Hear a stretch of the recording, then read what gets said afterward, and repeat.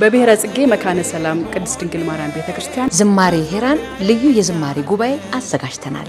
እንኳን ለወርሃ ጽጌ በሰላም አደረሳችሁ እላለሁ።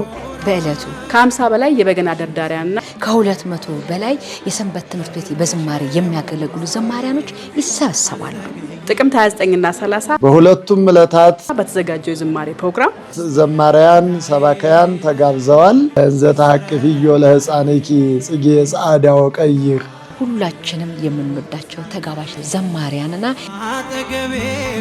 ጸጋ የበዛላቸው መምህራን ቃለ ወንጌል ያስተምራሉ። የዘወትር ጸሎት የምንለው አለ አይደል? በየቤታችን ጸልዩ። የተጠሩ ብዙዎች ናቸው፣ የተመረጡ ግን ጥቂቶች ናቸው። ንኢ ርግቤ ምስለ ሚካኤል ወገብርኤል እያሉ ሊቃውንቱ ሌሊቱን ሙሉ ያመሰግናሉ። ይህንን ምክንያት በማድረግ የደብራችን ሰንበት ትምህርት ቤትና ስብከተ ወንጌል በጥምር ሆነው ተፈጸመ ናሁ መሐሌተ ጽጌ ስሙር በሚባልበት ዕለት መላው የኢትዮጵያ ኦርቶዶክስ ተዋሕዶ ቤተክርስቲያን እምነት ተከታዮች የዜማ መሳሪያ ተጫዋቾችም ይገኛሉ።